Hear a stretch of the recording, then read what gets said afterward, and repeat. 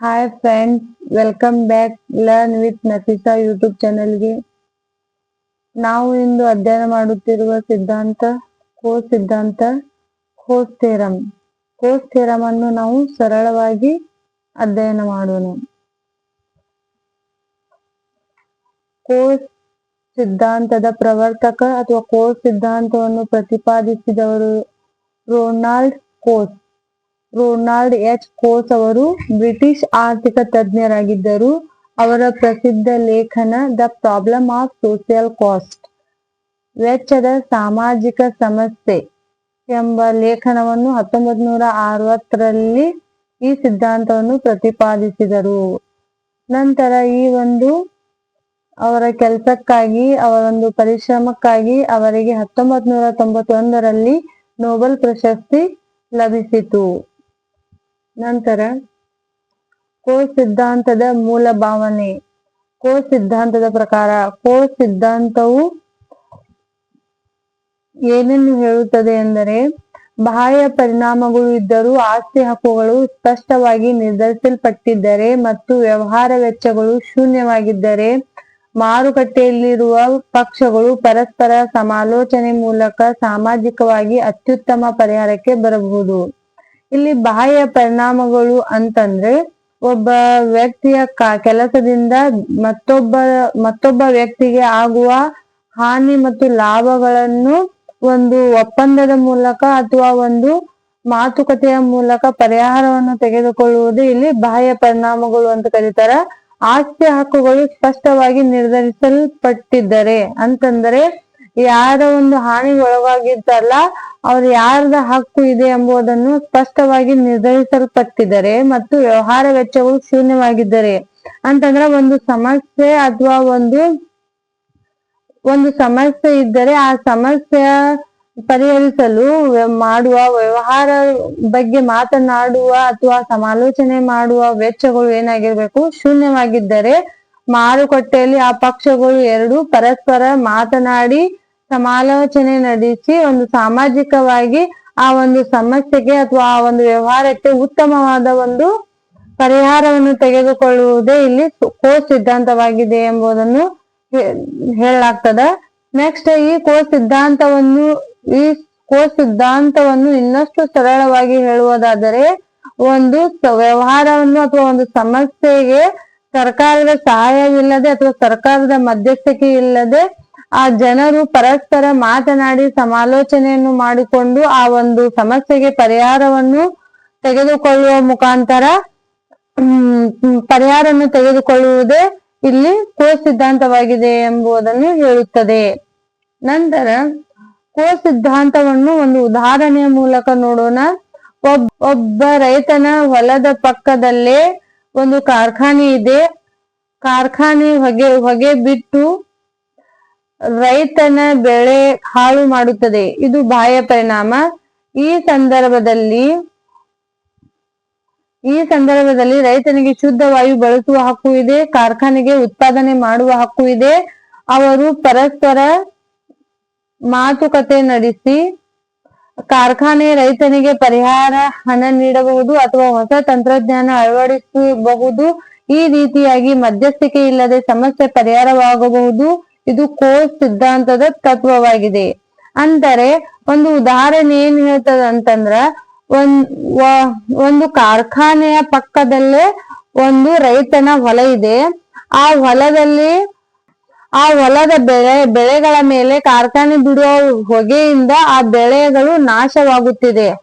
ಆದ್ರಿಂದ ಆ ಸಂದರ್ಭದಲ್ಲಿ ರೈತನಿಗೆ ಶುದ್ಧ ವಾಯು ಬಳಸುವ ಹಕ್ಕು ಕೂಡ ಇದೆ, ನಂತರ ಕಾರ್ಖಾನೆಗೆ ಉತ್ಪಾದನೆ ಮಾಡುವ ಹಕ್ಕು ಇದೆ.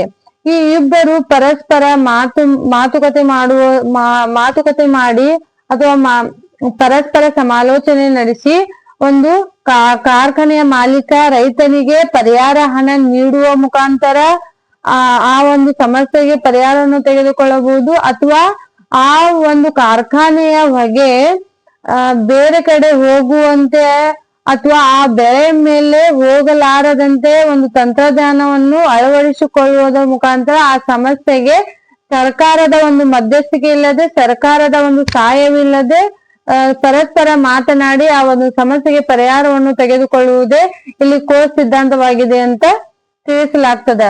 ನಾವು ಇನ್ನೊಂದು ಪರಿಹಾರವನ್ನು ಅಥವಾ ಇನ್ನೊಂದು ಉದಾಹರಣೆ ತೆಗೆದುಕೊಂಡರೆ, ಒಂದು ನದಿಯ ಪಕ್ಕದಲ್ಲೇ ಒಂದು ಕಾರ್ಖಾನೆ ಇದೆ.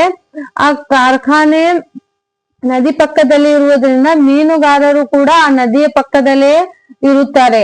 ಆ ಕಾರ್ಖಾನೆ ಬಿಡುವ ಕೊಳಚೆ ನೀರುಗಳಿಂದ ಆ ನದಿಯಲ್ಲಿರುವ ಮೀನುಗಳಿಗೆ ಆ ಮೀನುಗಳ ಮೇಲೆ ಪರಿಣಾಮವಾಗಿ ಆ ಮೀನುಗಳು ಸಾಯುತ್ತಿದೆ ಅಥವಾ ಮೀನುಗಳು ಹಾಳಾಗುತ್ತಿದೆ. ಆದ್ರಿಂದ ಅಲ್ಲಿ ಮೀನುಗಾರರಿಗೆ ಶುದ್ಧವಾದ ನೀರನ್ನು ಬಳಸುವ ಹಕ್ಕು ಕೂಡ ಇದೆ, ಕಾರ್ಖಾನೆಗೆ ಉತ್ಪಾದನೆ ಮಾಡುವ ಹಕ್ಕು ಕೂಡ ಇದೆ. ಅದರಿಂದ ಕಾರ್ಖಾನೆ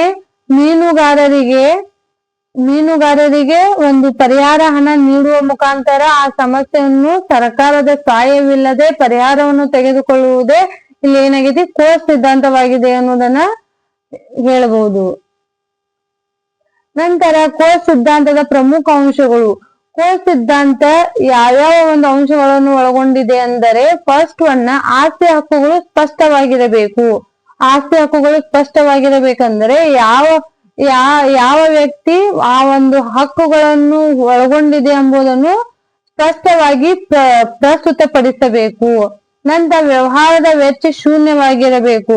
ಅಂತಂದ್ರೆ ಯಾವುದೇ ಒಂದು ಸಮಸ್ಯೆಯನ್ನು ಪರಿಹರಿಸುವ ಸಲುವಾಗಿ ಸುಲಭವಾಗಿ ಮಾತನಾಡುವುದು ಅಥವಾ ಒಂದು ಸಮಸ್ಯೆ ಅಥವಾ ಒಂದು ಒಂದು ವ್ಯವಹಾರವನ್ನು ಪರಿಹಾರ ಮಾಡುವ ಸಲುವಾಗಿ ಯಾವುದೇ ವೆಚ್ಚ ತಗೊಳ್ಳಬಾರದು. ಅದು ಆ ವೆಚ್ಚವು ಶೂನ್ಯವಾಗಿರಬೇಕು ಅನ್ನೋದನ್ನ ಇಲ್ಲಿ ಎರಡನೇ ಅಂಶ ಹೇಳುತ್ತದೆ.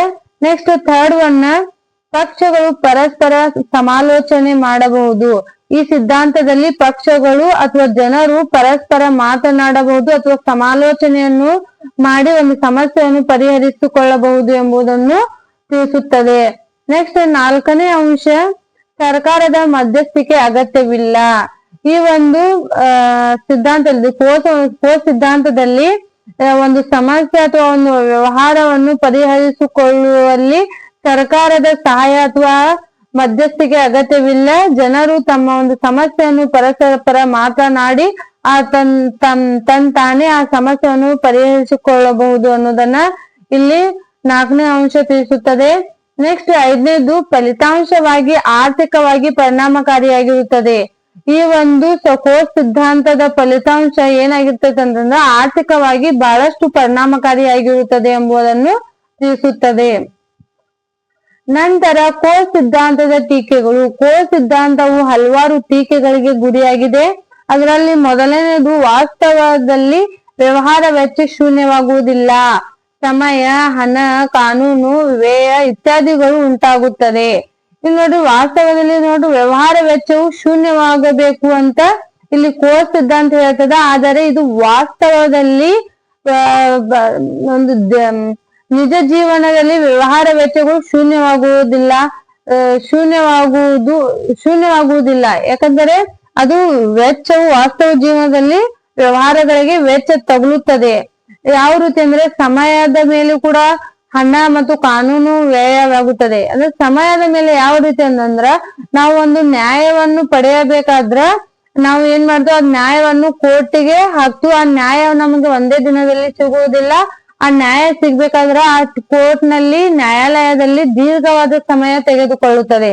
ನೆಕ್ಸ್ಟ್ ಹಣ, ಸಾರಿಗೆ ವೆಚ್ಚ ಆಗಿರಬಹುದು ಅಥವಾ ಬೇರೆ ಬೇರೆ ಆ ಒಂದು ಸಮಸ್ಯೆಗೆ ಆ ವ್ಯವಹಾರ ಮಾಡುವುದರಲ್ಲಿ ಬೇರೆ ಬೇರೆ ಕಾನೂನು ವ್ಯಯ, ಆ ವಕೀಲಗಳು ಕೆಲವು ಪತ್ರಗಳನ್ನು ಅಥವಾ ಡಾಕ್ಯುಮೆಂಟ್ಸ್ ಗಳನ್ನು ಮಾಡ್ಬೇಕಾಗ್ತದೆ.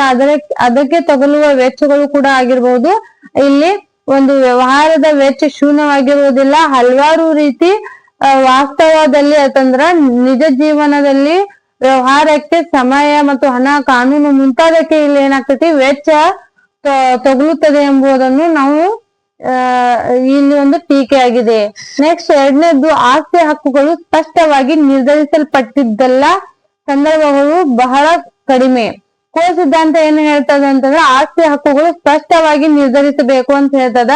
ಆದರೆ ವಾಸ್ತವವಾಗಿ ಆಸ್ತಿ ಹಕ್ಕುಗಳು ಸ್ಪಷ್ಟವಾಗಿ ನಿರ್ಧರಿಸಿದ ಸಂದರ್ಭಗಳು ಬಹಳಷ್ಟು ಕಡಿಮೆಯಾಗಿದೆ.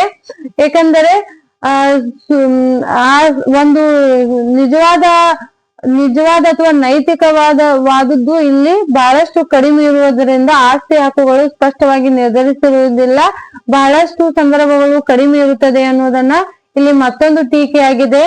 ನೆಕ್ಸ್ಟ್ ಥರ್ಡ್ ಒನ್, ಸಮಾಲೋಚನೆ ಸಾಧ್ಯವಿಲ್ಲದ ಸಂದರ್ಭಗಳು ಹೆಚ್ಚು ಅನೇಕ ಪಕ್ಷಗಳು ಇದ್ದರೆ.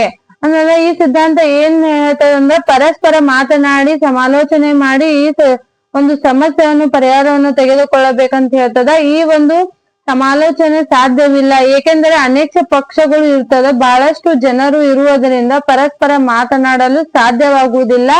ಆದ್ರಿಂದ ಇಲ್ಲಿ ಪರಸ್ಪರ ಮಾತನಾಡಿ ಸಮಸ್ಯೆಯನ್ನು ಪರಿಹರಿಸಲು ಸಾಧ್ಯವಾಗುವುದಿಲ್ಲ ಅನ್ನೋದನ್ನ ಇಲ್ಲಿ ಇನ್ನೊಂದು ಟೀಕೆಗೆ ಗುರಿಯಾಗಿದೆ. ನೆಕ್ಸ್ಟ್ ಲಾಸ್ಟ್ ಒನ್, ಸರ್ಕಾರದ ನಿಯಂತ್ರಣ ಕೆಲವೊಮ್ಮೆ ಅಗತ್ಯವಾಗುತ್ತದೆ. ಸಿದ್ಧಾಂತ ಹೇಳ್ತದೆ ಸರ್ಕಾರದ ನಿಯಂತ್ರಣ ಅಗತ್ಯವಿಲ್ಲ, ಸರ್ಕಾರದ ಮಧ್ಯ ಪ್ರವೇಶಿಸುತ್ತದೆ. ಆದರೆ ಒಂದು ವಾಸ್ತವ ಜೀವನದಲ್ಲಿ ಅದು ಸರ್ಕಾರದ ಸಹಾಯ ಬೇಕಾಗ್ತದ. ಯಾವ ರೀತಿ ಅಂತಂದ್ರ, ಈಗ ನಾವು ಒಂದು ಮೋಸಕ್ಕೆ ಗುರಿಯಾದಾಗ ಒಂದು ನಮ್ಗೆ ನ್ಯಾಯವನ್ನು ಸಿಗ್ಬೇಕಾದ್ರೆ ಸರ್ಕಾರದ ಸಹಾಯ ನಮಗ್ ಬೇಕಾಗ್ತದ. ಸರ್ಕಾರದ ಮಧ್ಯಸ್ಥಿಕೆ ಅಥವಾ ಸರ್ಕಾರದ ಪ್ರವೇಶ ನಮಗೆ ಅವಶ್ಯಕವಾಗುತ್ತದೆ ಎಂಬುದನ್ನು ಈ ಒಂದು ಸಿದ್ಧಾಂತದ ಟೀಕೆ ತಿಳಿಸುತ್ತದೆ. ನಂತರ ಸಾರಾಂಶ. ಈ ಒಟ್ಟಾರೆಯಾಗಿ ಈ ಸಿದ್ಧಾಂತವು ಹೇಳುವುದೇನೆಂದರೆ, ಬಾಹ್ಯ ಪರಿಣಾಮಗಳ ಸಮಸ್ಯೆಗಳನ್ನು ಸರ್ಕಾರವಿಲ್ಲದೆ ಸ್ಪಷ್ಟ ಹಕ್ಕುಗಳನ್ನು ಸ್ಪಷ್ಟಪಡಿಸಿ ಕಡಿಮೆ ವ್ಯವಹಾರದ ವೆಚ್ಚಗಳು ಅಂತಂದ್ರೆ ಶೂನ್ಯವಾದ ವೆಚ್ಚಗಳಿದ್ದರೆ ಪಕ್ಷಗಳು ಪರಸ್ಪರ ಮಾತನಾಡಿ ಸಮಾಲೋಚನೆಯನ್ನು ಮಾಡಿಕೊಂಡು ಒಂದು ಸಮಸ್ಯೆಗೆ ಅಥವಾ ಒಂದು ವ್ಯವಹಾರಕ್ಕೆ ಉತ್ತಮವಾದ ಒಂದು ಪರಿಹಾರವನ್ನು ತೆಗೆದುಕೊಳ್ಳಬಹುದು ಎಂದು ಈ ಸಿದ್ಧಾಂತವು ವಿವರಿಸುತ್ತದೆ. Thank you friends. ನಿಮಗೆ ಈ ವಿಡಿಯೋ ಇಷ್ಟವಾದರೆ ದಯವಿಟ್ಟು ಲೈಕ್ ಮಾಡಿ, ಕಮೆಂಟ್ ಮಾಡಿ ಮತ್ತು ಇತರ ವಿದ್ಯಾರ್ಥಿಗಳ ಜೊತೆ ಶೇರ್ ಮಾಡುವುದನ್ನ ಮರೆಯಬೇಡಿ.